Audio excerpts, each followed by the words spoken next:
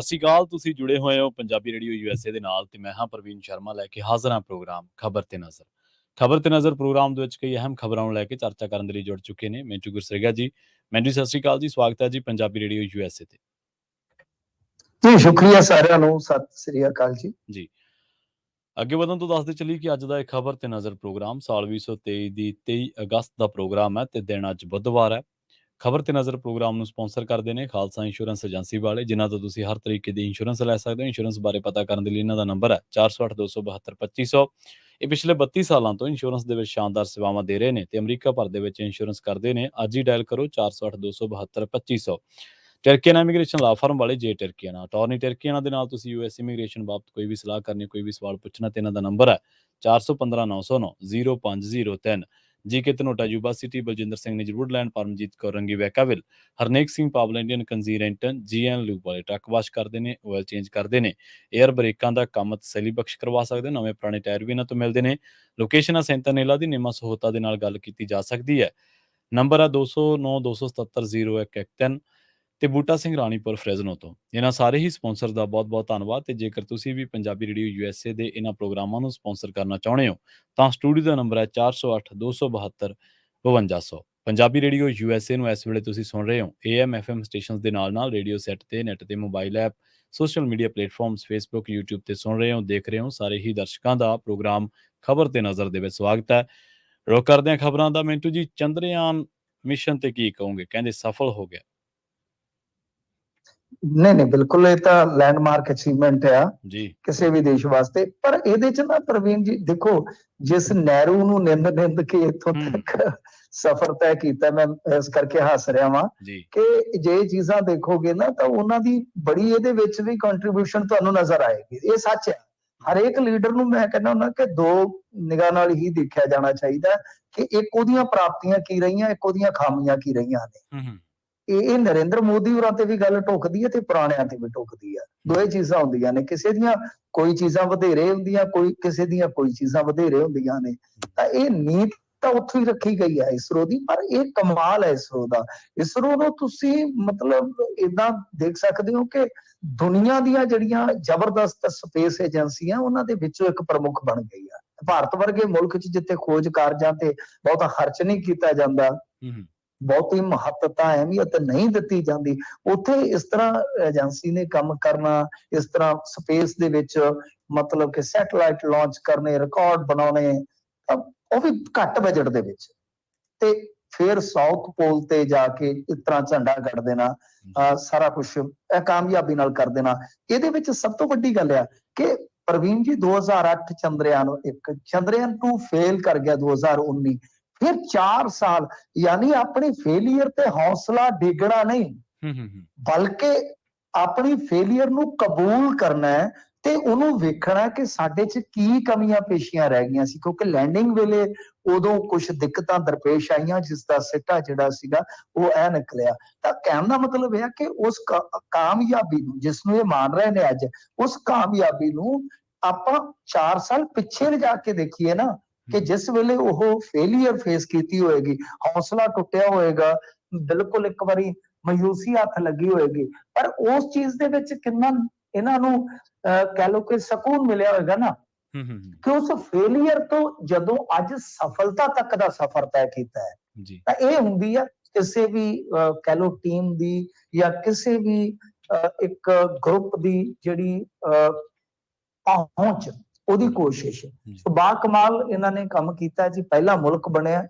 ਚੰਦਰਯਾਨ-3 ਤੇ ਸਾਰਿਆਂ ਦੀ ਨਜ਼ਰ ਸੀ। ਲੂਨਾ 25 ਤੇ ਤੁਹਾਨੂੰ ਪਤਾ ਹੈ ਨਾ, ਲੈਂਡਿੰਗ ਵੇਲੇ ਕ੍ਰੈਸ਼ ਕਰ ਗਿਆ। ਉਹ ਤਾਂ ਜਿਹੜਾ ਰਸ਼ੀਆ ਸੀ ਉਹ ਬਾਹਰ ਹੋ ਗਿਆ ਇਸ ਖੇਡ ਤੋਂ। ਸਾਰੀ ਦੁਨੀਆ ਦੀ ਅੱਖ ਟਿਕੀ ਹੋਈ ਸੀ ਤਾਂ ਅਖੀਰ ਤੇ ਇਹਨਾਂ ਨੇ ਕਾਮਯਾਬੀ ਹਾਸਲ ਕੀਤੀ ਹੈ। ਤਾਂ ਮੇਰੇ ਵੱਲੋਂ ਵਿਗਿਆਨੀਆਂ ਨੂੰ ਬਈ ਬਹੁਤ ਬਹੁਤ ਵਧਾਈ ਹੈ। ਜੀ। ਅਗਲੀ ਖਬਰ ਦੇ ਵੱਲ ਵਧੀਏ ਮਿੰਟੂ ਜੀ, ਦੀ ਗੱਲ ਕਰੀਏ ਸਿੱਖ ਕਤਲੇਆਮ ਦੀ। ਸੱਜਣ ਕੁਮਾਰ ਦੇ ਖਿਲਾਫ ਦੋਸ਼ ਆਇਦ ਹੋ ਗਏ ਨੇ ਜੀ। ਹਾਂਜੀ ਦੇਖੋ, ਸੱਜਣ ਕੁਮਾਰ ਤੇ ਇੱਕ ਤੇ ਤਾਂ ਉਹ ਹੈ ਹੀ ਆ ਨਾ, ਇੱਕ ਚੱਲਦੀ ਪਈ ਆ ਸਜ਼ਾ। ਯਾਦ ਹੋਣਾ ਤੁਹਾਨੂੰ ਕਿ ਕੁਝ ਸਾਲ ਪਹਿਲਾਂ ਇਹਨੂੰ ਸਜ਼ਾ ਹੋ ਗਈ ਸੀਗੀ। ਤੇ ਇੱਕ ਹੋਰ ਮਾਮਲੇ ਦੇ ਵਿੱਚ ਰਾਉਸ ਐਵਨਿਊ ਅਦਾਲਤ ਨੇ ਇਹਨੂੰ ਇੱਕ ਥੋੜੀ ਜਿਹੀ ਰਾਹਤ ਦਿੱਤੀ ਹੈ। ਰਾਹਤ ਇਉਂ ਦਿੱਤੀ ਹੈ ਕਿ 302 ਤੋੜ ਦਿੱਤੀ, ਯਾਨੀ ਸਿੱਧਾ ਕਤਲ ਦਾ ਮਾਮਲਾ ਤੋੜ ਦਿੱਤਾ। 147, 48, 153 295, 149, 307, 308, 23, 25, 95, 436 ਇਹਨਾਂ ਦੇ ਤਹਿਤ ਦੋਸ਼ ਆਇਦ ਕੀਤੇ। ਹਾਲਾਂਕਿ ਮੈਨੂੰ ਲੱਗਦਾ ਹੈ ਕਿ ਜਿਸ ਧਾਰਾ ਨੂੰ ਰੱਦ ਕੀਤਾ ਗਿਆ 302 ਨੂੰ, ਉਹਨੂੰ ਵੀ ਚੈਲੰਜ ਕੀਤਾ ਜਾਏਗਾ, ਉਸ ਫੈਸਲੇ ਨੂੰ ਵੀ ਹਾਈ ਕੋਰਟ 'ਚ ਚੈਲੰਜ ਕੀਤਾ ਜਾਏਗਾ। ਪਰ ਜੇ ਤੁਸੀਂ ਇਹਨਾਂ ਧਾਰਾ ਨੂੰ ਵੀ ਦੇਖੋ ਜਿੰਨੀਆਂ ਲੱਗੀਆਂ ਨੇ, ਤੇ ਇਹ ਧਾਰਾ ਵੀ ਕੋਈ ਛੋਟੀਆਂ ਧਾਰਾ ਨਹੀਂ, ਇਹਨਾਂ ਦੇ ਵਿੱਚ ਵੀ 10 ਤੋਂ 15 ਸਾਲ ਦੀ ਕੈਦ ਹੋ ਸਕਦੀ ਆ। 307 ਆ, ਜਾਂ ਜਿਹੜੀ ਆਪਾਂ 308 ਵੀ ਦੇਖਦੇ ਆ, 23, 25, ਇਹ ਸਾਰੀਆਂ 148, 49, ਇਹ ਧਾਰਾ ਇਹੋ ਜਿਹੀਆਂ ਕਿ 10 ਤੋਂ 15 ਸਾਲ ਤੱਕ ਦੀ ਸਜ਼ਾ ਹੋਣੀ, ਕਹਿ ਲਓ ਕਿ ਕਈ ਵਾਰ ਤੈਅ ਹੁੰਦੀ ਆ ਮਾਮਲਿਆਂ 'ਚ। ਤੇ ਇਹ ਆ ਕਿ ਮੈਨੂੰ ਲੱਗਦਾ ਜੋ ਧਾਰਾ 302 ਤੋੜੀ ਗਈ ਆ, 302 ਧਾਰਾ ਨੂੰ ਤੋੜਨ ਦਾ ਜਿਹੜਾ ਕੰਮ ਅਦਾਲਤ ਨੇ ਕੀਤਾ, ਤਾਂ ਉਹਨੂੰ ਚੈਲੰਜ ਹੋ ਸਕਦਾ ਤੇ ਚੈਲੰਜ ਹੋਊਗਾ। ਕਿਉਂਕਿ ਆਪਾਂ ਨੂੰ ਪਤਾ ਭਾਰਤੀ ਜਨਤਾ ਪਾਰਟੀ ਲੱਗੀ ਹੋਈ ਆ ਕਿ ਸਿੱਖ ਕਤਲੇਆਮ ਦੇ ਕਿਸੇ ਵੀ ਮਾਮਲੇ 'ਚ ਕੋਈ ਢਿੱਲ ਮੱਠ ਨਾ ਹੋਵੇ। ਪੂਰੀ ਚੂੜੀ ਟਾਈਟ ਰੱਖੋ ਤਾਂ ਕਿ 2024 ਦੇ ਵਿੱਚ ਘੱਟੋ ਘੱਟ ਤੁਹਾਡੇ ਕੋਲ ਇੱਕ ਮਾਈਨੋਰਿਟੀ ਬਾਰੇ ਵਾਹਵਾ ਕੁਛ ਹੋਵੇ, ਉਹ ਖਾਤੇ 'ਚ ਕਾਫੀ ਕੁਝ ਦਰਜ ਹੋਵੇ ਕਿ ਅਸੀਂ ਇਹਨਾਂ ਵਾਸਤੇ ਇਹ ਕੀਤਾ, ਇਹਨਾਂ ਵਾਸਤੇ ਇਹ ਕੀਤਾ। ਤਾਂ ਮੈਨੂੰ ਲੱਗਦਾ ਕਿ ਚੈਲੰਜ ਹੋ ਜਾਏਗਾ ਇਸ ਮਾਮਲੇ 'ਚ। ਜੀ, ਚੰਡੀਗੜ੍ਹ ਕੂਚ ਕਿਸਾਨਾਂ ਨੇ ਟਾਲ ਦਿੱਤਾ ਜੀ ਤੇ ਲੌਂਗੋਵਾਲ ਮੋਰਚਾ ਵੀ ਸਮਾਪਤ ਹੋ ਗਿਆ ਮਿੰਟੂ ਜੀ।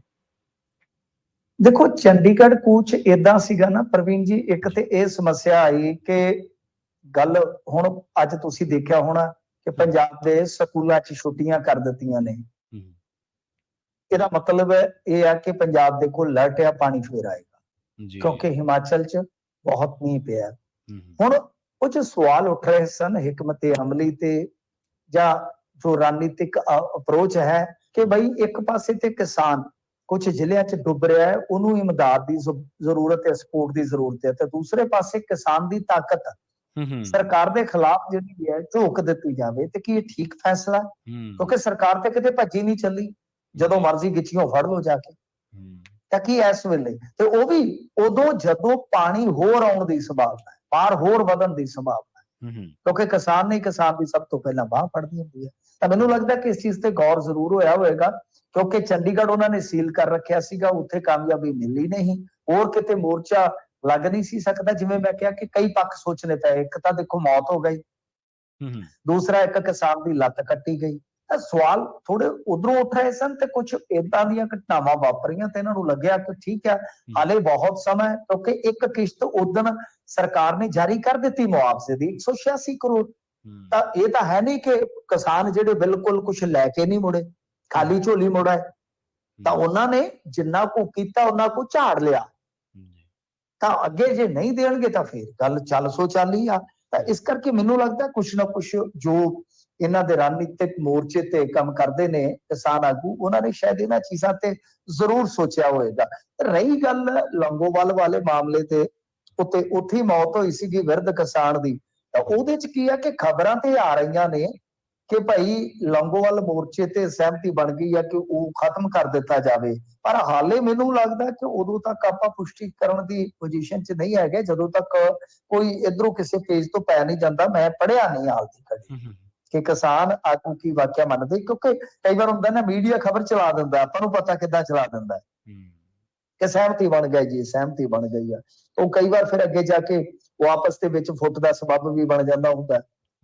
ਇਹ ਤਾਂ ਵੈਸੇ ਕਿਹਾ ਜਾ ਰਿਹਾ ਦੁਪਹਿਰ ਤੋਂ ਬਾਅਦ ਕਿ 10 ਲੱਖ ਰੁਪਈਆ ਸਾਰਾ ਕਰਜ਼ਾ ਉਸ ਪਰਿਵਾਰ ਦਾ, ਜਿਸ ਪਰਿਵਾਰ ਦਾ ਜੀ ਚੱਲ ਗਿਆ, ਤੇ ਉਹ ਮਾਫ ਕਰ ਦਿੱਤਾ ਜਾਊਗਾ। ਤੇ ਇਹਨਾਂ ਸ਼ਰਤਾਂ ਤੇ ਇਹਨਾਂ ਨੇ ਉਹ ਮੋਰਚਾ ਸਮਾਪਤ ਕੀਤਾ ਕਿ ਜਿਹੜੇ ਕਿਸਾਨਾਂ ਤੇ ਪਰਚਾ ਦਰਜ ਹੋਇਆ, ਯਾਨੀ ਜਿਨ੍ਹਾਂ ਕਿਸਾਨਾਂ ਨੂੰ ਨਾਮਜ਼ਦ ਕੀਤਾ ਗਿਆ, ਉਹਨਾਂ ਕਿਸਾਨਾਂ ਦੇ ਕੇਸ ਵਾਪਸ ਹੋਣਗੇ। ਸੋ ਇਹ ਸਾਰੀਆਂ ਸ਼ਰਤਾਂ ਮੰਨ ਲਈਆਂ ਗਈਆਂ। ਪਰ ਖੈਰ ਪੁਸ਼ਟੀ ਦੀ ਉਡੀਕ ਕਰਦੇ ਆ। ਮੇਰੇ ਕੋਲ ਘੱਟੋ ਘੱਟ ਪੁਸ਼ਟੀ ਹੈ ਨਹੀਂ ਪ੍ਰਵੀਨ ਜੀ, ਜੇ ਤੁਹਾਡੇ ਕੋਲ ਹੋਈ ਤੇ ਜ਼ਰੂਰ ਤੁਸੀਂ ਕਰ ਸਕਦੇ ਹੋ। ਤਾਂ ਖੈਰ ਜੇ ਸਹਿਮਤੀ ਬਣ ਜਾਵੇ ਤੇ ਅੱਛੀ ਗੱਲ ਹੈ। ਪਰ ਚੰਡੀਗੜ੍ਹ ਕੂਚ ਚ ਹਾਲ ਫਿਲਹਾਲ ਤਾਂ ਫਿਰ ਟਾਲੀ ਜਾਣਾ ਸੀ, ਕਿਉਂਕਿ ਉਹਨਾਂ ਨੇ ਐਂਟਰੀ ਪੁਆਇੰਟ ਸਾਰੇ ਸੀਲ ਕਰ ਰੱਖੇ ਸੀਗੇ। ਤੇ ਦੂਸਰੇ ਪਾਸੇ ਅੱਜ ਤੇ ਪੰਜਾਬ ਦੇ ਵਿੱਚ ਸਕੂਲਾਂ 'ਚ ਛੁੱਟੀਆਂ ਹੋਣੀਆਂ, ਉੱਥੇ ਪੰਜਾਬ ਤੋਂ ਇਲਾਵਾ ਜੇ ਤੁਸੀਂ ਵੇਖੋਗੇ ਹਿਮਾਚਲ 'ਚ ਬਹੁਤ ਜ਼ਿਆਦਾ ਮੀਂਹ ਪੈਣਾ, ਮੰਡੀ ਬੱਦੀ ਇਲਾਕੇ ਦੇ ਵਿੱਚ ਬੱਦਲ ਫੱਟਣੇ ਵਗੈਰਾ ਵਗੈਰਾ, ਉਹ ਸਾਰਾ ਕੁਛ ਜਿਹੜਾ ਮੈਨੂੰ ਲੱਗਦਾ ਕਿ ਜ਼ਰੂਰ ਇਹਨਾਂ ਨੇ ਨਜ਼ਰਸਾਨੀ ਚੋਂ ਕੱਢਿਆ ਹੋਏਗਾ। ਜੀ, ਤੇ ਮਿੰਟੂ ਜੀ ਕਈ ਦਿਨ ਪਹਿਲਾਂ ਸਤਲੁਜ ਦਰਿਆ ਦੇ ਵਿੱਚ ਰੁੜ ਕੇ 2 ਨੌਜਵਾਨ ਪਾਕਿਸਤਾਨ ਪਹੁੰਚ ਗਏ ਸੀਗੇ ਜੀ, ਤੇ ਹੁਣ ਇਸ ਮਾਮਲੇ ਦੇ ਵਿੱਚ ਹੈਰਾਨੀਜਨਕ ਮੋੜ ਆਇਆ ਜੀ। ਹਾਂਜੀ, ਦੇਖੋ ਇਹ ਵੀ ਇੱਕ ਬੜੀ ਅਜੀਬੋ-ਗਰੀਬ ਜਿਹੀ ਗੱਲ ਹੋਈ ਆ, ਕਿਉਂਕਿ ਪਹਿਲਾਂ ਕਿਹਾ ਗਿਆ ਕਿ ਇਹ ਜਿਹੜੇ ਨੌਜਵਾਨ ਸੀ ਉਹ ਰੁੜ ਕੇ ਗਏ ਨੇ, ਤੇ ਆਪਾਂ ਨੂੰ ਵੀ ਪਤਾ, ਤੁਹਾਨੂੰ ਪਤਾ ਕਿ ਬਈ ਗੱਲ ਇਹ ਆ, ਕਦੇ ਇਧਰੋਂ ਚਲੇ ਜਾਂਦੇ, ਕਦੇ ਉਧਰੋਂ ਆ ਜਾਂਦੇ ਆ, ਤੇ ਇੱਕ ਬੜੀ ਵਧੀਆ ਰੀਤ ਹੈਗੀ ਆ ਕਿ ਆਪੋ ਆਪਣੇ ਦੇਸ਼ ਦੇ ਨਾਗਰਿਕ ਜਿਹੜੇ ਆ ਉਹ ਲੈ ਲਏ ਜਾਂਦੇ ਆ ਜਾਂ ਦੂਸਰੇ ਦੇਸ਼ ਵੱਲੋਂ ਵਾਪਸ ਕਰ ਦਿੱਤੇ ਜਾਂਦੇ ਆ। ਏਦਾਂ ਹੀ ਹੁੰਦਾ ਹੈ ਨਾ, ਕੋਈ ਮਸ਼ਾਰੇ ਜਿਹੜੇ ਹੁੰਦੇ ਆ, ਕੋਈ ਉਹ ਚਲੇ ਜਾਂਦੇ ਆ, ਜਾਂ ਕੋਈ ਭੁੱਲਿਆ ਚੁੱਕਿਆ ਜਾਂ ਮਾਨਸਿਕ ਰੋਗੀ ਇੱਧਰ ਉੱਧਰ ਆ ਗਿਆ, ਯਾਨੀ ਬਾਰਡਰ ਪਾਰ, ਉਹਨੂੰ ਮੋੜ ਦਿੱਤਾ ਜਾਂਦਾ ਹੈ। ਇੱਥੇ ਕੀ ਹੋਇਆ ਸੀਗਾ ਕਿ ਇਹ ਕਿਹਾ ਗਿਆ ਕਿ ਦੋ ਦੋਸਤ ਪਾਣੀ ਦੇ ਵਹਾਅ ਚ ਰੁੜ ਕੇ ਤੇ ਉਧਰ ਨੂੰ ਚਲੇ ਗਏ ਨੇ, ਗਜਨੀ ਵਾਲੇ ਪੋਸਟ ਤੋਂ ਇੱਥੋਂ, ਤੇ ਬਾਅਦ ਦੇ ਵਿੱਚ ਇਹ ਵੀ ਮਤਲਬ ਕਿਹਾ ਗਿਆ ਕਿ ਇਹਨਾਂ ਨੂੰ ਵਾਪਸ ਭੇਜ ਦਿੱਤਾ ਜਾਏਗਾ। ਅੱਜ ਪਾਕਿਸਤਾਨੀ ਰੇਂਜਰਾਂ ਵੱਲੋਂ, ਅੱਜ ਤੋਂ ਨਾ ਕੁਝ ਦਿਨ ਪਹਿਲਾਂ ਦੀ ਗੱਲ ਆ, ਪਰਿਵਾਰ ਵੀ ਗਏ ਸਨ ਸੈਨੀਵਾਲਾ ਵਾਲੀ ਸਾਈਡ, ਕਿ ਸ਼ਾਇਦ ਪਾਕਿਸਤਾਨੀ ਰੇਂਜਰਸ ਜਿਹੜੇ ਆ ਉਹ ਵਾਪਸ ਕਰ ਦੇਣਗੇ, ਤੇ ਉਡੀਕ ਕੇ ਤੇ ਪਰਿਵਾਰ ਆ ਗਿਆ, ਉਹਨਾਂ ਨੇ ਤੇ ਵਾਪਸ ਨਹੀਂ ਕੀਤੇ। ਹੁਣ ਹੋਇਆ ਕੀ ਆ ਕਿ ਜਿਹੜੇ ਇਸ ਤਰ੍ਹਾਂ ਗਏ ਸੀਗੇ ਕੁਝ ਹੋਰ ਬੰਦੇ ਪਾ ਕੇ, ਤੇ ਉਹਨਾਂ ਨੇ ਤੇ ਦਾਅਵਾ ਇਹ ਕਰ ਦਿੱਤਾ ਕਿ ਤਸਕਰੀ ਕਰਨ ਇੱਧਰ ਆਏ ਸਨ ਤੇ ਅਸੀਂ ਫੜ ਲੈਣੇ।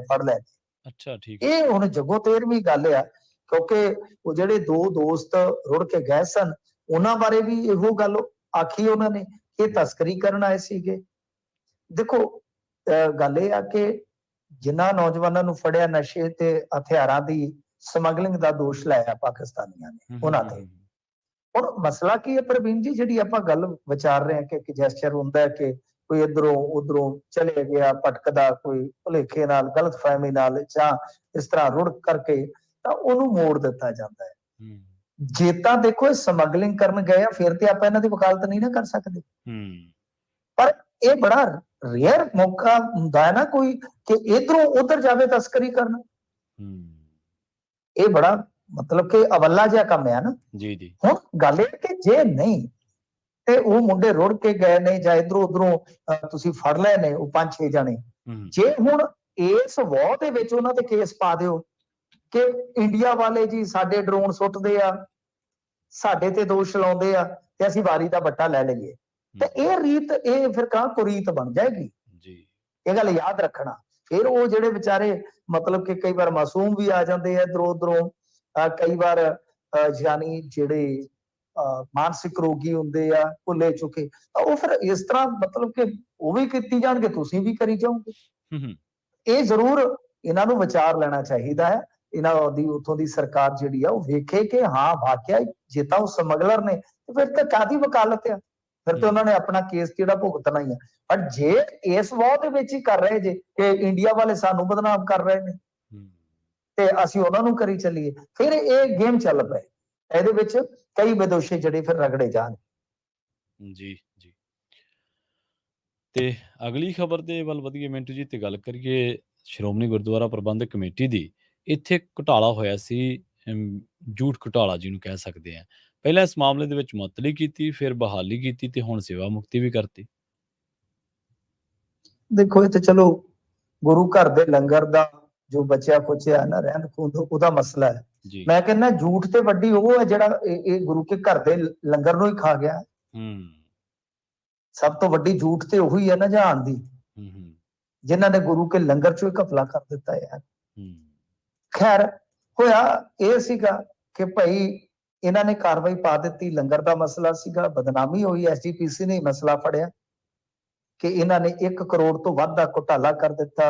ਉਹ ਜਿੱਦਾਂ ਚੋਕਰ ਚੱਕਰ ਹੁੰਦੀ ਹੈ, ਉਹ ਸਾਰਾ ਕੁਝ ਸਾਹਮਣੇ ਆਇਆ ਤੇ ਕਾਰਵਾਈ ਪਾਈ ਗਈ ਸੀ ਕਿ ਸ਼ਾਇਦ 51 ਕੇ 52 ਜਾਣਿਆਂ ਤੇ। ਫਿਰ ਬਾਅਦ ਚ ਕੀ ਹੋਇਆ ਪ੍ਰਵੀਨ ਜੀ ਕਿ ਉਹਦੇ ਚ ਕੁਝ ਲੋਕਾਂ ਨੇ ਰੌਲਾ ਪਾ ਲਿਆ ਕਿ ਸਾਨੂੰ ਨਜਾਇਜ਼ ਤੁਸੀਂ ਟੰਗ ਦਿੱਤਾ ਹੈ, ਸਾਡੇ ਤੇ ਨਜਾਇਜ਼ ਗਾਜ਼ ਡੇਗ ਦਿੱਤੀ ਹੈ, ਜਦ ਕਿ ਵੱਡੇ ਬਚਾ ਲਏ ਗਏ। ਜਦ ਰੌਲਾ ਪਿਆ ਤਾਂ ਫਿਰ ਇਹਨਾਂ ਨੇ ਸ਼ਾਇਦ 23 ਜਾਣੇ ਸੀਗੇ, ਉਹਨਾਂ ਨੂੰ ਮਤਲਬ ਕਿ ਰਾਹਤ ਦੇ ਦਿੱਤੀ ਸੀਗੀ। ਤਾਂ ਉਸ ਤੋਂ ਬਾਅਦ ਇਹ ਜਿਹੜੇ 23 ਮਤਲਬ ਜਾਣੇ ਸੀਗੇ 51 ਚੋਂ, ਉਹ ਤੋਂ ਬਾਅਦ ਇਹਨਾਂ ਨੇ ਮੈਨੇਜਰ ਸਤਨਾਮ ਸਿੰਘ ਮਾਂਗਾ ਸਰਾਏ ਨੂੰ ਬਹਾਲ ਕਰ ਦਿੱਤਾ। ਬਹਾਲ ਕਰਕੇ ਤੇ ਸੇਵਾ ਮੁਕਤ ਵੀ ਕਰ ਦਿੱਤਾ। ਮਤਲਬ ਇਸ ਮਾਮਲੇ ਦੇ ਵਿੱਚ ਸੰਬੰਧਿਤ ਰਕਮ ਦੀ ਵਸੂਲੀ ਕੀਤੀ ਹੈ, ਉੱਥੇ 1 ਲੱਖ ਰੁਪਏ ਜੁਰਮਾਨਾ ਵੀ ਪਾਇਆ ਗਿਆ। ਜਿਸ ਤੋਂ ਬਾਅਦ 8 ਮੈਨੇਜਰ, 6 ਸੁਪਰਵਾਈਜ਼ਰ ਤੇ 11 ਇੰਸਪੈਕਟਰ ਦੀ ਬਹਾਲੀ ਦਾ ਰਾਹ ਵੀ ਪੱਧਰਾ ਹੋ ਗਿਆ। ਤਾਂ ਇਹ ਤੁਸੀਂ ਹੁਣ ਦੇਖ ਲਓ, 2 ਹਾਲੇ ਜਿਹੜੇ ਸਟੋਰ ਕੀਪਰ ਆ ਉਹਨਾਂ ਦੀ ਰਿਪੋਰਟ ਸਬ ਕਮੇਟੀ ਵੱਲੋਂ ਦੇਣੀ ਬਾਕੀ ਆ। ਇਹ ਆਪਣੇ ਆਪ ਦੇ ਵਿੱਚ ਵੇਖ ਲਓ ਕਿ ਕਿਸ ਤਰ੍ਹਾਂ ਦੀ ਕਾਰਵਾਈ ਚੱਲਦੀ ਹੈ। ਪਹਿਲਾਂ ਮੁਅੱਤਲ ਕਰ ਦਿੱਤੇ, ਫਿਰ ਬਹਾਲ, ਤੇ ਫਿਰ ਉਹਨਾਂ ਨੂੰ ਘਰ ਨੂੰ ਤੋਰਨਾ ਸ਼ੁਰੂ ਕਰ ਦਿੱਤਾ ਆ। ਤਾਂ ਇਹੀ ਚੀਜ਼ਾਂ ਨੇ ਜਿਹੜੀਆਂ ਐਸਜੀਪੀਸੀ ਵਾਸਤੇ ਹਮੇਸ਼ਾ ਕਿਤੇ ਨਾ ਕਿਤੇ ਕਹਿ ਲਓ ਕਿ ਬਹੁਤ ਵੱਡੇ ਸਵਾਲ ਬਣ ਜਾਂਦੀਆਂ। ਤੇ ਇਹ ਪਹਿਲਾ ਮੌਕਾ ਨਹੀਂ ਹੈ ਇਹ ਗੁਰੂ ਕੇ ਲੰਗਰ ਦੇ ਵਿੱਚ ਅਜਿਹਾ ਹੋਇਆ ਹੋਵੇ। ਇੱਥੋਂ ਤੁਹਾਡੇ ਨਾ ਮੁਕਤਸਰ ਤੋਂ ਲੱਕੜਾਂ ਦਾ ਟੈਂਡਰ ਹੋਇਆ ਸੀਗਾ, ਆ ਜਿਹੜੇ ਤਣੇ ਤੁਣੇ ਜਾਂਦੇ ਸੀਗੇ, ਤੇ ਉੱਥੇ ਜਦੋਂ ਲਾਉਣ ਲੱਗੇ ਕੁਝ ਸੇਵਾਦਾਰਾਂ ਦੀ ਨਜ਼ਰ ਪਈ, ਕੁਝ ਚੰਗੇ ਬੰਦੇ ਵੀ ਹੁੰਦੇ ਆ ਜੀ ਹਰ ਇੱਕ ਥਾਂ ਤੇ, ਤਾਂ ਉਹਨਾਂ ਨੇ ਉਹ ਵੇਖਿਆ ਕਿ ਉਹ ਤੇ ਫਟੀਆਂ ਕਿੱਥੇ ਮੁੱਢਾਂ ਦੀ ਤੇ ਤਣਿਆਂ ਦੀ ਉਹ ਸਾਰੀ ਡੀਲ ਸੀਗੀ। ਤੇ ਪਤਲੀਆਂ ਪਤਲੀਆਂ ਫਟੀਆਂ ਜਿਹੜੀਆਂ ਚੀਰ ਕੇ ਆਪਾਂ ਜਿੱਦਾਂ ਸੇਬਾਂ ਵਾਲੇ ਬਕਸੇ ਤੇ ਲੱਗੀਆਂ ਹੁੰਦੀਆਂ ਜੀ, ਉਹ ਟਰੱਕ ਮੋੜਿਆ ਗਿਆ ਸੀ। ਰੌਲਾ ਉਦੋਂ ਵੀ ਪਿਆ। ਫਿਰ ਕਿਸੇ ਨੇ ਆ ਕਰੋਨਾ ਕਾਲ ਦੇ ਨੇੜੇ ਤੇੜੇ 7 ਲੱਖ ਦੀ ਦਾਲ ਚਾੜਨੀ ਸੀ ਕਿਸੇ ਗੁਰਸਿੱਖ ਨੇ, ਕਿਸੇ ਪਿਆਰੇ ਨੇ, ਤੇ ਉਹ ਉੱਥੇ ਟੱਕਰ ਗਿਆ ਕੋਈ ਕਿ ਮੈਂ ਚੜਾ ਦਿੰਦਾ ਜੀ, ਤੇ ਉਹ ਦਾਲ ਮੁੜ ਕੇ ਉੱਥੇ ਪਾਈ ਨਾ ਗਈ, ਉਹਦਾ ਵੀ ਰੌਲਾ ਪਿਆ। ਇਹ ਜਿਹੜਾ ਸਾਰਾ ਕੁਝ ਚੱਲਦਾ, ਐਸਜੀਪੀਸੀ ਨੂੰ ਇਹਨਾਂ ਚੀਜ਼ਾਂ ਨੂੰ ਵਾਚ ਕੇ ਘੋਕ ਕੇ ਤੇ ਚੰਗੀ ਤਰ੍ਹਾਂ ਤਸੱਲੀ ਬਖਸ਼ ਕਾਰਵਾਈ ਕਰਨੀ ਚਾਹੀਦੀ ਹੈ। ਮੈਂ ਨਹੀਂ ਕਹਿੰਦਾ ਕਿ ਕਿਸੇ ਨਜਾਇਜ਼ ਨੂੰ ਫਸਾਓ, ਪਰ ਜਾਇਜ਼ ਨੂੰ ਮੁੜ ਕੇ ਛੱਡੋ ਨਾ, ਤਾਂ ਕਿ ਤੁਹਾਡੇ ਪ੍ਰਬੰਧਾਂ ਦੇ ਵਿੱਚ ਫਿਰ ਕੋਈ ਸਵਾਲ ਕਰਨ ਦੀ ਗੁੰਜਾਇਸ਼ ਨਾ ਬਾਕੀ ਰਹੇ। ਜੀ ਜੀ। ਤੇ ਜਾਂਦਿਆਂ ਦੀ ਗੱਲ ਕਰੀਏ ਮਿੰਟੂ ਜੀ ਗੁਜਰਾਤ ਦੀ, ਗੁਜਰਾਤ ਨੂੰ ਕਹਿੰਦੇ ਫੰਡਾਂ ਦੇ ਵਿੱਚ ਪਹਿਲ ਮਿਲ ਰਹੀ ਹੈ। ਹਾਂਜੀ, ਦੇਖੋ ਫੰਡਾਂ ਦਾ ਮਸਲਾ ਇਹੋ ਹੀ ਆ ਕਿ ਪੰਜਾਬ ਦੇ ਵਿੱਚ ਜੇ ਤੁਸੀਂ ਵੇਖੋਗੇ ਨੁਕਸਾਨ ਤੇ ਬਹੁਤ ਜ਼ਿਆਦਾ ਹੋਇਆ। ਮੈਂ ਤੇ ਅੱਗੇ ਵੀ ਗੱਲ ਕਹਿ ਕੇ ਆਇਆ, ਇੱਥੇ ਤੁਹਾਡੇ ਮਾਧਿਅਮ ਰਾਹੀਂ ਵੀ ਕਹਿ ਦੇਣਾ, ਮੈਂ ਕਹਿੰਦਾ ਕਿ ਆ ਜਿਹੜੀ ਸਾਡੀ ਇੱਥੇ ਫਿਰਦੇ ਆ ਪੰਜਾਬ ਸਰਕਾਰ ਦੇ ਵਿੱਚ ਸੱਤਾਧਾਰੀ ਧਿਰ ਵਾਲੇ, ਇਹਨਾਂ ਨੂੰ ਘੱਟੋ ਘੱਟ ਇਹ ਚਾਹੀਦਾ ਹੈ ਕਿ ਅਰਵਿੰਦ ਕੇਜਰੀਵਾਲ ਤੋਂ ਬਗੈਰ ਤਾਂ ਇਹਨਾਂ ਨੇ ਕੁਝ ਕਰਨਾ ਨਹੀਂ, ਕਿ ਕੇਜਰੀਵਾਲ ਨੂੰ ਫੋਨ ਕਰਕੇ ਪੁੱਛ ਲੈਣ ਕਿ ਸਾਰੇ ਇੱਕ ਇਜਲਾਸ ਸੱਦ ਲਈਏ ਇੱਕ ਦਿਨ ਦਾ ਜੀ, ਤੇ ਉਹਨੇ ਨਾ ਨਹੀਂ ਕਰਨੀ ਮੈਨੂੰ ਲੱਗਦਾ। ਇਹ ਇੱਕ ਦਿਨ ਦਾ ਇਜਲਾਸ ਸੱਦ ਕੇ ਘੱਟੋ ਘੱਟ ਮਤਾ ਪਾ ਕੇ ਕੇਂਦਰ ਨੂੰ ਭੇਜਣ ਕਿ ਪਾਣੀ ਤੇ ਫ੍ਰੀ ਫੰਡ ਚ ਲੈ ਲਿਆ ਜੀ। ਘੱਟੋ ਘੱਟ ਜਿਹੜੇ ਹੁਣ ਸਟੇਕ ਹੋਲਡਰ ਆ ਸਾਨੂੰ ਉਹਨਾਂ ਤੋਂ ਦਵਾਓ ਕੁਛ ਨਾ ਕੁਛ। ਰਾਇਲਟੀ ਤਾਂ ਕੀ ਦੇਣੀ ਆ ਤੁਸੀਂ, ਘੱਟੋ ਘੱਟ ਨੁਕਸਾਨ ਦੀ ਭਰਪਾਈ ਤੇ ਕਰਵਾਓ ਨਾ ਉਹਨਾਂ ਤੋਂ। ਜਿਹੜੇ ਸਾਡੇ ਤੋਂ ਬਿਜਲੀ ਤੇ ਪਾਣੀ ਵੰਡਾਉਂਦੇ ਨੇ, ਇਹਨਾਂ ਨਹੀਂ ਕਰ ਸਕਦੇ ਜੀ। ਉਹਦਾ ਜਾਬਾਂ ਦੇ ਭੇਡ ਕਰਨ ਨੂੰ ਇਹ ਇੱਕ ਜਣਾ ਇਹਨਾਂ ਦਾ 17 ਵਰਗਾ ਹੈ, 17 ਵੀ ਨਹੀਂ, 17 ਦੁਨਾ 34 ਵਰਗਾ ਹੈ। ਤੇ ਗੱਲ ਇਹ ਆ ਕਿ ਇਹ ਕੰਮ ਕਰਨ ਦੀ ਜ਼ਰੂਰਤ ਹੈ। ਹੁਣ ਦੂਜੀ ਗੱਲ ਇਹ ਆ ਕਿ ਦੇਖੋ ਰਿਪੋਰਟ ਤੇ ਕਹਿੰਦੀ, ਅੱਜ ਇਹਨਾਂ ਨੇ ਟ੍ਰਿਬਿਊਨ ਵਾਲਿਆਂ ਛਾਪੀ ਸੀਗੀ ਕਿ ਪੰਜਾਬ ਦੇ ਮੁਕਾਬਲੇ ਗੁਜਰਾਤ ਨੂੰ ਫੰਡ ਬਹੁਤ ਜ਼ਿਆਦਾ ਦੇ ਦਿੱਤਾ ਗਿਆ ਪਰਸੈਂਟੇਜ ਦੇ ਹਿਸਾਬ ਦੇ ਨਾਲ। ਤਾਂ ਫਿਰ ਗੱਲ ਤੇ ਉਹੀ ਹੈ ਨਾ ਕਿ ਜਿਨ੍ਹਾਂ ਦੇ ਕੋਲ ਤਾਕਤ ਹੁੰਦੀ ਹੈ, ਉਹ ਤਾਕਤ ਹੀ ਇਸ ਦੁਨੀਆ ਦੇ ਵਿੱਚ ਕਹਿ ਲਓ ਗੇਮ ਚੇਂਜਰ ਹੈ। ਠੀਕ ਹੈ ਨਾ, ਜਿਸ ਕੋਲ ਤਾਕਤ ਹੈ ਤਾਂ ਉਸਨੇ ਤਾਂ ਇਸਤੇਮਾਲ ਕਰਨੀ ਕਰਨੀ ਹੈ। ਤਾਕਤ ਬਹੁਤ ਵੱਡੀ ਚੀਜ਼ ਹੈ। ਮੈਂ ਤਾਂ ਹੀ ਕਹਿੰਦਾ ਕਿ ਭਾਈ ਪਾਵਰਫੁਲ ਬਣੋ, ਬਹੁਤ ਸਾਰੀਆਂ ਚੀਜ਼ਾਂ ਤੁਹਾਡੇ ਕੋਲ ਆਪਣੇ ਆਪ ਹੀ ਆ ਜਾਣੀਆਂ। ਤਾਂ ਖੈਰ ਇਹ ਹੁਣ ਸਰਕਾਰ ਨੂੰ ਸੋਚਣਾ ਚਾਹੀਦਾ, ਵਿਚਾਰਨਾ ਚਾਹੀਦਾ ਕਿ ਭਾਈ ਪੰਜਾਬ ਦੇ ਨਾਲ ਇੰਨਾ ਧੱਕਾ ਨਾ ਕਰੋ ਤੁਸੀਂ। ਪਾਣੀ ਬਿਜਲੀ ਸਾਰਾ ਕੁਝ ਲੈ ਲਿਆ, ਹੁਣ ਨੁਕਸਾਨ ਕੱਲਾ ਪੰਜਾਬ ਦਾ। ਇਹ ਮੈਂ ਤੁਹਾਨੂੰ ਯਾਦ ਹੋਣਾ ਮੈਂ ਗੱਲਾਂ 5 ਸਾਲ ਪਹਿਲਾਂ ਕਹੀਆਂ ਸੀਗੀਆਂ, ਤੁਸੀਂ ਵਿਟਨੈਸ ਹੋ ਕਿ ਮਾਰ ਪੈਣੀ ਆ ਪੰਜਾਬ ਨੂੰ ਜੇ ਗਲੇਸ਼ੀਅਰ ਪਿਘਲਣਗੇ, ਜੇ ਕਲਾਈਮੇਟ ਚੇਂਜ ਦੇ ਨਾਲ ਮੌਸਮ ਦਾ, ਮੀਂਹਾਂ ਦਾ ਪੈਟਰਨ ਸਾਈਕਲ ਚੇਂਜ ਹੋਏਗਾ, ਪੰਜਾਬ ਨੂੰ ਮਾਰ ਪੈਗੀ, ਸੋਕਾ ਵੀ ਤੇ ਡੋਬਾ ਵੀ। ਤਾਂ ਇਸ ਕਰਕੇ ਤੁਹਾਡੇ ਸਾਹਮਣੇ ਆ 4-5 ਸਾਲਾਂ ਤੋਂ ਲਗਾਤਾਰ ਗੱਲ ਕਰਦੇ ਆ ਰਹੇ ਹਾਂ। ਤੇ ਇਸ ਕਰਕੇ ਹਾਲੇ ਵੀ ਮੈਂ ਤੇ ਕਹੂੰਗਾ ਕਿ ਪੰਜਾਬ ਦੀ ਲੀਡਰਸ਼ਿਪ ਜਿਹੜੀ ਤਮਾਮ ਲੀਡਰਸ਼ਿਪ ਹੈ ਉਹ ਵੀ ਸੋਚ ਵਿਚਾਰ ਲਵੇ ਕਿ ਇੱਥੇ ਤੇ ਹੁਣ ਕੁਝ ਵੀ ਨਹੀਂ ਦਿੱਤਾ ਹਾਲੇ, ਤੇ ਉਧਰ ਗੁਜਰਾਤ ਦੀ ਚਾਲੂ ਵਰੇ ਚ ਜਿਹੜੀ ਕੁੱਲ ਐਲੋਕੇਸ਼ਨ ਆ ਉਹ ਇਹਨਾਂ ਨੇ 1536 ਕਰੋੜ ਦੀ ਕਰ ਦਿੱਤੀ ਆ, ਜਿਹਦੇ ਚੋਂ 1140 ਕਰੋੜ ਭਾਵ 73% ਚਲੇ ਗਿਆ। ਤੇ ਪੰਜਾਬ ਨੂੰ ਹਾਲੇ ਤੱਕ ਕੁਝ ਵੀ ਨਹੀਂ ਦਿੱਤਾ, ਸਿਰ ਚ ਪੂਣੀ ਵੀ ਨਹੀਂ ਕੱਤੀ ਗਈ। ਮਤਲਬ ਕਿ ਜੇ ਆਪਾਂ ਦੇਖੀਏ ਤਾਂ 37% ਦਿੱਤਾ ਹਾਲ ਦੀ। ਜ਼ਰੂਰਤ ਸੀ ਕਿ ਤੱਤ ਫੱਟ ਭਰਪੂਰ ਵੱਡਾ ਪੈਕੇਜ ਇੱਕ ਦਿੱਤਾ ਜਾਂਦਾ ਜੀ। ਜੀ ਬਿਲਕੁਲ ਮਿੰਟੂ ਜੀ, ਪੰਜਾਬ ਨੂੰ ਲੋੜ ਤਾਂ ਸੀਗੀ ਜਿਸ ਤਰ੍ਹਾਂ ਦੀ ਤਬਾਹੀ ਪੰਜਾਬ ਦੇ ਵਿੱਚ ਹੋਈ ਹੈ। ਮਿੰਟੂ ਜੀ, ਇਹਨਾਂ ਖਾਸ ਖਬਰਾਂ ਤੇ ਖਾਸ ਜਾਣਕਾਰੀਆਂ ਦੇ ਲਈ ਤੁਹਾਡਾ ਬਹੁਤ ਬਹੁਤ ਧੰਨਵਾਦ ਜੀ। ਜੀ, ਸ਼ੁਕਰੀਆ। ਜੀ। ਪ੍ਰੋਗਰਾਮ ਖਬਰ ਤੇ ਨਜ਼ਰ ਦੇ ਪਹਿਲੇ ਹਿੱਸੇ ਦੇ ਵਿੱਚ ਆਪਣੇ ਨਾਲ ਜੁੜੇ ਸਨ ਮਿੰਟੂ ਗੁਰਸਰੀਆ ਜੀ, ਜਿਨ੍ਹਾਂ ਦੇ ਨਾਲ ਆਪਾਂ ਕਈ ਅਹਿਮ ਖਬਰਾਂ ਨੂੰ ਲੈ ਕੇ ਚਰਚਾ ਕੀਤੀ ਹੈ। ਵੇਲਾ ਹੋ ਚੱਲਿਆ ਇੱਕ ਬ੍ਰੇਕ ਦੇ ਲਈ ਰੁਕਣ ਦਾ। ਬ੍ਰੇਕ ਤੋਂ ਪਾਰ ਹੜ੍ਹਾਂ ਦਾ ਜਿਹੜਾ ਖਤਰਾ ਪੰਜਾਬ ਉੱਤੇ ਹਾਲੇ ਵੀ ਮੰਡਰਾ ਰਿਹਾ, ਉਹਦੇ ਉੱਤੇ ਚਰਚਾ ਕਰਾਂਗੇ ਤੇ ਇਹਦੇ ਨਾਲ-ਨਾਲ ਸਤਲੁਜ ਦੇ ਬਾਰੇ, ਸਤਲੁਜ ਦੇ ਵਿੱਚ ਪਾਣੀ ਤਾਂ ਘਟਿਆ, ਪਿੰਡਾਂ ਦੇ ਵਿੱਚ ਕਈ ਥਾਈਂ 10-10 ਫੁੱਟ ਪਾਣੀ ਹੈ ਤੇ ਲੋਕ ਛੱਤਾਂ ਤੇ ਰਾਤਾਂ ਕੱਟਣ ਦੇ ਲਈ ਮਜਬੂਰ ਨੇ।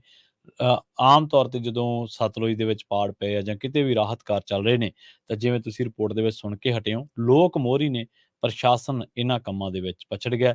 ਇਹਨਾਂ ਸਾਰੀਆਂ ਖਬਰਾਂ ਨੂੰ ਲੈ ਕੇ ਚਰਚਾ ਕਰਾਂਗੇ। ਜੁੜੇ ਰਹੋ ਪੰਜਾਬੀ ਰੇਡੀਓ ਯੂਐਸਏ ਦੇ ਨਾਲ। ਜਲਦ ਵਾਪਸੀ ਇੱਕ ਸ਼ਾਰਟ ਬ੍ਰੇਕ ਤੋਂ ਬਾਅਦ।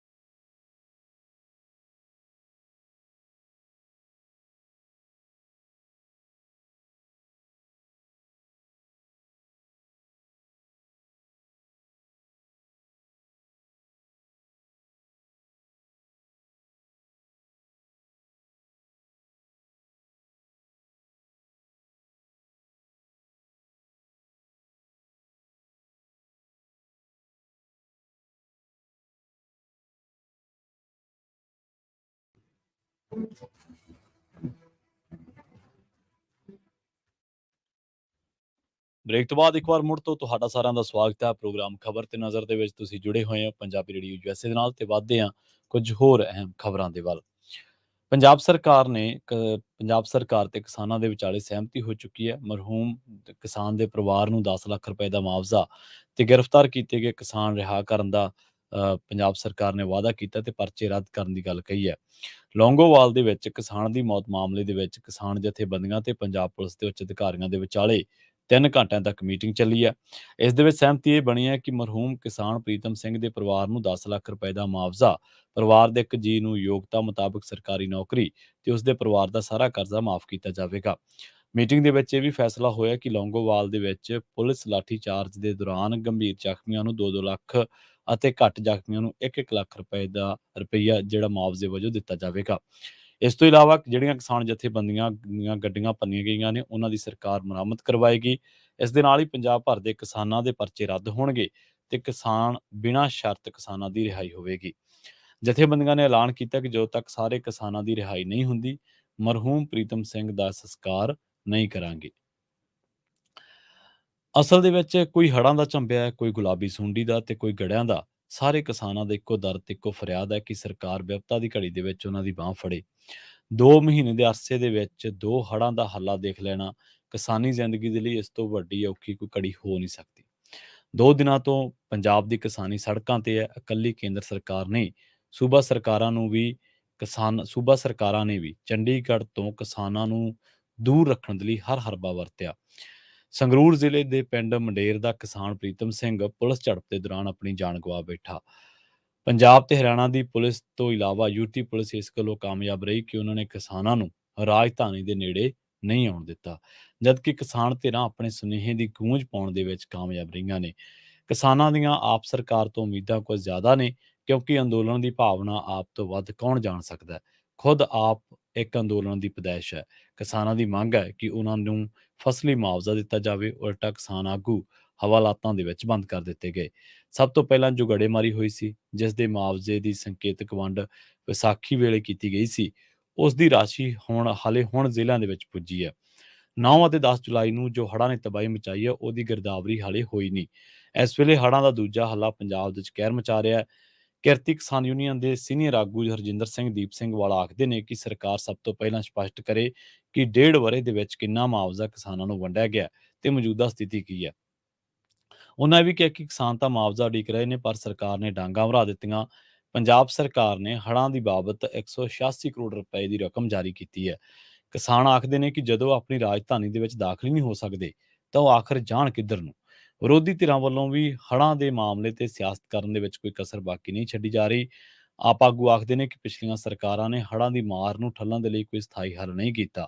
ਦੇਖਿਆ ਜਾਵੇ ਤਾਂ ਮੁੱਖ ਮੰਤਰੀ ਭਗਵੰਤ ਮਾਨ ਨੇ ਹੜ੍ਹ ਪ੍ਰਭਾਵਿਤ ਇਲਾਕਿਆਂ ਦਾ ਕਈ ਵਾਰ ਦੌਰਾ ਜ਼ਰੂਰ ਕੀਤਾ ਹੈ ਤੇ ਲੋਕਾਂ ਨੂੰ ਦੁੱਖ ਦੀ ਘੜੀ ਦੇ ਵਿੱਚ ਢਾਰਸ ਵੀ ਦਿੱਤੀ ਹੈ। ਉਹਨਾਂ ਨੇ ਕਿਸਾਨਾਂ ਦੇ ਨੁਕਸਾਨ ਦੀ ਪਾਈ ਚੁਕਾਉਣ ਦਾ ਵਾਅਦਾ ਵੀ ਕੀਤਾ ਹੈ।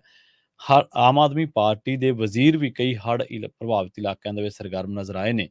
ਚੇਤਨ ਹਲਕਿਆਂ ਦੇ ਵਿੱਚ ਅੱਜ ਤੋਂ ਇਹ ਚਰਚੇ ਸ਼ੁਰੂ ਹੋ ਚੁੱਕੇ ਨੇ ਕਿ ਕਿਸਾਨਾਂ ਦਾ ਇਹ ਰੌਂਕ ਕਿਸੇ ਪੜਾਅ ਤੇ ਦਿੱਲੀ ਅੰਦੋਲਨ ਵਾਂਗ ਨਕਸ਼ ਲੈ ਸਕਦਾ ਹੈ ਤੇ ਸਰਕਾਰਾਂ ਨੇ ਸਮੇਂ ਸਿਰ ਕਿਸਾਨਾਂ ਦੀਆਂ ਮੰਗਾਂ ਦੀ ਪੂਰਤੀ ਨਾ ਕੀਤੀ ਤਾਂ ਕਿਸਾਨਾਂ ਦਾ ਗੁੱਸਾ ਮਹਿੰਗਾ ਪੈ ਸਕਦਾ ਹੈ।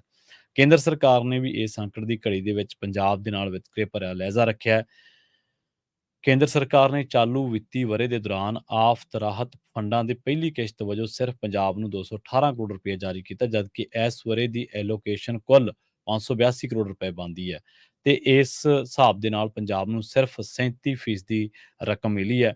ਹਿਮਾਚਲ ਪ੍ਰਦੇਸ਼ 90% ਰਕਮ ਲੈ ਚੁੱਕਿਆ ਹੈ। ਦੇਸ਼ ਦੇ ਵਿੱਚੋਂ ਗੁਜਰਾਤ ਇੱਕੋ ਇੱਕ ਅਜਿਹਾ ਸੂਬਾ ਹੈ ਜਿਸ ਨੂੰ ਚਲੰਤ ਵਰ੍ਹੇ ਦੇ ਦੌਰਾਨ ਸਭ ਤੋਂ ਵੱਧ ਰਾਹਤ ਫੰਡਾਂ ਦੀ ਰਾਸ਼ੀ ਮਿਲੀ ਹੈ।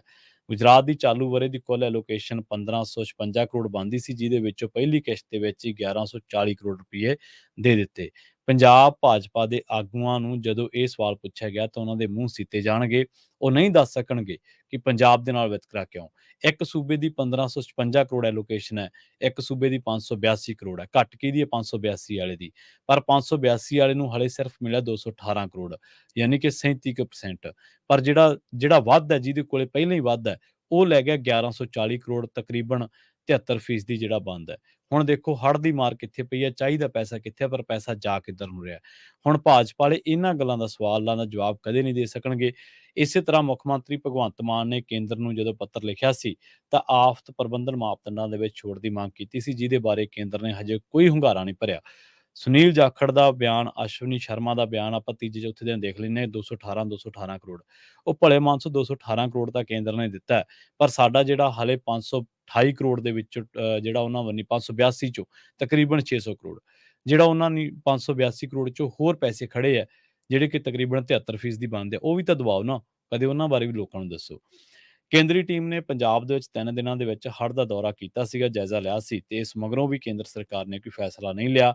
ਪੰਜਾਬ ਦੇ ਵੱਡੇ ਕੇਂਦਰੀ ਆਗੂਆਂ ਨੇ ਹੜ੍ਹਾਂ ਦੀ ਸਥਿਤੀ ਨੂੰ ਦੇਖਦਿਆਂ ਪੰਜਾਬ ਦੇ ਹੱਕ ਦੇ ਵਿੱਚ ਫੋਕਾ ਹਾ ਦਾ ਨਾਅਰਾ ਵੀ ਨਹੀਂ ਮਾਰਿਆ।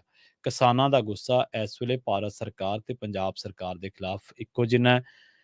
ਕੇਂਦਰ ਦੇ ਬਾਰੇ, ਪੰਜਾਬ ਸਰਕਾਰ ਦੇ ਬਾਰੇ ਤੁਹਾਨੂੰ ਦੱਸ ਦਿੱਤਾ, ਵਿਰੋਧੀਆਂ ਦੀ ਸਿਆਸਤ ਬਾਰੇ ਵੀ ਆਪਾਂ ਰਿਪੋਰਟ ਦੇ ਵਿੱਚ ਜ਼ਿਕਰ ਕਰਕੇ ਹਟੇ ਹਾਂ, ਦੁਹਰਾ ਨਹੀਂ ਕਰਨਾ ਚਾਹੁੰਦੇ। ਪਰ ਅਸਲ ਦੇ ਵਿੱਚ ਅਸੀਂ ਕਦੇ ਵੀ ਪੰਜਾਬੀਆਂ ਨੇ ਇਹ ਸਵਾਲ ਨਹੀਂ ਪੁੱਛਿਆ, ਸਾਡੀਆਂ ਜਿਹੜੀਆਂ ਲੰਘੀਆਂ ਸਰਕਾਰਾਂ, ਕਿ ਸਾਡਾ ਚੰਡੀਗੜ੍ਹ ਦੇ ਵਿੱਚ ਧਰਨਾ ਦੇਣ ਦਾ ਹੱਕ ਕਾਹਤੋਂ ਮਾਰਿਆ ਤੁਸੀਂ। ਇਹ ਜਿਹੜੀ ਸਾਡੀ ਲੀਡਰਸ਼ਿਪ ਆ, ਜਿਹੜੀ ਸਾਡੀ ਸਿਆਸੀ ਕਲਾਸ ਆ, ਸਾਡੇ ਸਿਆਸਤਦਾਨ ਨੇ, ਜਦੋਂ ਸਾਡੇ ਚੰਡੀਗੜ੍ਹ ਦੇ ਵਿੱਚ ਧਰਨਾ ਦੇਣ ਵਾਲੀ ਥਾਂ ਫੁਆਰਾ ਚੌਂਕ ਤੋਂ ਬਦਲ ਕੇ, ਮਟਕਾ ਚੌਂਕ ਤੋਂ ਬਦਲ ਕੇ 25 ਸੈਕਟਰ ਕੀਤੀ ਗਈ ਸੀ, ਜਿੱਥੇ ਕਿ ਜਿਹਦੇ ਨਾਲ ਹੀ ਸ਼ਮਸ਼ਾਨ ਘਾਟ ਆ ਤੇ ਉੱਥੇ ਇੱਕ ਛੋਟਾ ਜਿਹਾ ਗਰਾਊਂਡ ਹੈ, ਉਹ ਕਹਿੰਦੇ ਤੁਸੀਂ ਉੱਥੇ ਧਰਨਾ ਦੇ ਦਿਓ। ਤੇ ਇਹ ਸਾਰੇ ਅੱਜ ਕਹਿੰਦੇ ਨੇ ਕਿ ਪੰਜਾਬ ਦੇ ਕਿਸਾਨਾਂ ਨਾਲ ਐਂ ਹੋ ਗਈ, ਇਹ ਧੱਕਾ ਹੋ ਗਿਆ, ਇਹ ਹੋ ਗਿਆ। ਜਦੋਂ ਧੱਕੇ ਦੇ ਪ੍ਰਬੰਧ ਕੀਤੇ ਜਾ ਰਹੇ ਸੀ, ਉਦੋਂ ਤੁਸੀਂ ਵਿੱਚ ਸ਼ਰੀਕ ਸੀ। ਕਿਉਂ ਬੇਸ਼ਰਮੀ ਦੇ ਨਾਲ ਝੂਠ ਬੋਲ ਰਹੇ ਹੋ? ਉਦੋਂ ਤੁਸੀਂ ਸਾਰੇ ਚੰਡੀਗੜ੍ਹ ਦੇ ਏਸੀ ਦਫ਼ਤਰਾਂ ਦੇ ਵਿੱਚ ਬਹਿ ਕੇ ਹੱਸਦੇ ਸੀਗੇ ਕਿ ਚਲੋ ਸ਼ੁਕਰ ਹੈ, ਇੱਥੇ ਨਾ ਕਿਸੇ ਟੀਚਰ ਨੇ ਆਉਣਾ ਹੱਕ ਮੰਗਣ, ਨਾ ਕਿਸੇ ਕਿਸਾਨ ਨੇ ਆਉਣਾ, ਨਾ ਕਿਸੇ ਮਜ਼ਦੂਰ ਨੇ ਆਉਣਾ, ਨਾ ਕਿਸੇ ਵਪਾਰੀ ਨੇ ਆਉਣਾ, ਨਾ ਬੇਰੁਜ਼ਗਾਰ ਨੇ ਆਉਣਾ। ਪਰ ਅੱਜ ਤੁਸੀਂ ਵੀ ਉਹਨਾਂ ਦੇ ਹੱਕ ਦੇ ਵਿੱਚ ਹਾ ਦਾ ਨਾਅਰਾ ਮਾਰ ਰਹੇ ਹੋ, ਢੋਂਗ ਕਰ ਰਹੇ ਹੋ ਅਸਲ ਦੇ ਵਿੱਚ। ਪੰਜਾਬ ਦੀ ਕਮਾਲ ਦੀ ਗੱਲ, ਔਰ ਕੋਈ ਵੀ ਪੰਜਾਬ ਦਾ ਸਿਆਸਤਦਾਨ, ਕੋਈ ਵੀ ਪੰਜਾਬ ਦਾ ਲੀਡਰ, ਕੋਈ ਪੰਜਾਬ ਦੀ ਜਥੇਬੰਦੀ ਕਦੇ ਇਸ ਗੱਲ ਤੇ ਸਰਕਾਰ ਤੋਂ ਮੰਗ ਹੀ ਨਹੀਂ ਕਰਦੀ। ਭਗਵੰਤ ਮਾਨ ਇਸ ਗੱਲ ਦਾ ਜਵਾਬ ਹੀ ਨਹੀਂ ਦੇ ਸਕਦੇ, ਨਾ ਕੈਪਟਨ ਅਮਰਿੰਦਰ ਸਿੰਘ ਦੇ ਸਕੇ, ਨਾ ਪ੍ਰਕਾਸ਼ ਸਿੰਘ ਬਾਦਲ ਦੇ ਸਕੇ, ਕਿ ਧਰਨਾ ਤਾਂ ਰਾਜਧਾਨੀ ਦੇ ਵਿੱਚ ਲਾ ਸਕਦੇ ਹੋ ਨਾ, ਧਰਨਾ ਲਾਉਣ ਤੋਂ ਤਾਂ ਤੁਸੀਂ ਨਹੀਂ ਰੋਕ ਸਕਦੇ ਸਾਨੂੰ। ਉਹ ਸਾਡੀ ਰਾਜਧਾਨੀ, ਸਾਡੇ 22 ਪਿੰਡ ਉਜਾੜਿਆ, ਸਾਡੇ ਪੰਜਾਬ ਦਾ ਅੰਗ ਆ। ਅਸੀਂ ਤਾਂ ਕਹਿੰਦੇ ਕਿ ਜਿਹੜੇ ਹੋਰ ਪੰਜਾਬੀ ਬੋਲਦੇ ਇਲਾਕੇ ਆ, ਉਹ ਵੀ ਪੰਜਾਬ ਦੇ ਅੰਗ। ਪਰ ਕਮਾਲ ਦੀ ਗੱਲ ਹੈ ਕਿ ਸਾਡੀ ਲੀਡਰਸ਼ਿਪ ਨੇ ਇਸ ਬਾਬਤ ਕਦੇ ਕੱਖ ਨਹੀਂ ਕੀਤਾ। ਹੁਣ ਦੇਖੋ, ਜਾਣਾ ਕਿਸਾਨਾਂ ਨੇ ਰਾਜਧਾਨੀ ਦੇ ਵਿੱਚ ਹੈ, ਜਾਣਾ ਗਵਰਨਰ ਕੋਲੇ ਹੈ, ਤੇ ਰੋਕੀ ਜਾਂਦੀ ਹੈ ਪੰਜਾਬ ਸਰਕਾਰ, ਚੰਡੀਗੜ੍ਹ 'ਚ ਨਹੀਂ ਵੜਨ ਦੇ ਰਹੇ। ਇਹੀ ਜਿਹੜਾ ਹਾਲ ਹੁੰਦਾ ਸੀ, ਉਹ ਕੈਪਟਨ ਅਮਰਿੰਦਰ ਸਿੰਘ ਵੇਲੇ ਹੁੰਦਾ ਸੀ, ਇਹੀ ਹਾਲ ਪ੍ਰਕਾਸ਼ ਸਿੰਘ ਬਾਦਲ ਵੇਲੇ ਹੁੰਦਾ ਸੀ। ਸੋ ਪਤਾ ਨਹੀਂ ਕਿਉਂ ਕੇਂਦਰ ਸਰਕਾਰ ਨੂੰ ਕਿਉਂ ਇੰਨਾ ਪ੍ਰੋਟੈਕਟ ਕਰਦੇ ਆ। ਹਾਲਾਂਕਿ ਕੈਪਟਨ ਨੇ ਬਾਅਦ ਦੇ ਵਿੱਚ ਨਰਮ ਰੁੱਖ ਅਪਣਾ ਲਿਆ ਸੀ ਕਿਸਾਨੀ ਧਰਨੇ ਦੇ ਬਾਬਤ, ਪਰ ਖੱਟਰ ਨੂੰ ਜ਼ਰੂਰ ਲੋਕ ਮੂਹਰੋਂ ਹੋ ਕੇ ਟੱਕਰੇ ਸੀ। ਖੱਟਰ ਦੀ ਬਾਬਤ, ਖੱਟਰ ਵੱਲੋਂ ਦਿੱਤੇ ਗਏ ਜ਼ਖਮ ਕਿਸਾਨੀ ਹਲੇ ਵੀ ਨਹੀਂ ਭੁੱਲੀ, ਇਸੇ ਕਰਕੇ ਹਰਿਆਣੇ ਵਾਲੇ ਕਿਸਾਨ ਵੀ ਆਏ ਨੇ। ਪੰਜਾਬੀ ਰੇਡੀਓ USA ਦੇ ਪ੍ਰੋਗਰਾਮ ਖਬਰ ਤੇ ਨਜ਼ਰ ਨੂੰ ਆਪਾਂ ਇੱਥੇ ਹੀ ਸਮਾਪਤ ਕਰਾਂਗੇ। ਸਮਾਂ ਇਜਾਜ਼ਤ ਨਹੀਂ ਦਿੰਦਾ, ਜੁੜੇ ਰਹੋ ਪੰਜਾਬੀ ਰੇਡੀਓ USA ਦੇ ਨਾਲ। ਤੇ ਆਖਿਰ ਦੇ ਵਿੱਚ ਇੱਕ ਵਾਰ ਫਿਰ ਤੋਂ ਤੁਹਾਨੂੰ ਸਭ ਨੂੰ ਪਿਆਰ, ਸਤਿਕਾਰ, ਸਿਹਤ, ਸਤਿ ਸ਼੍ਰੀ ਅਕਾਲ।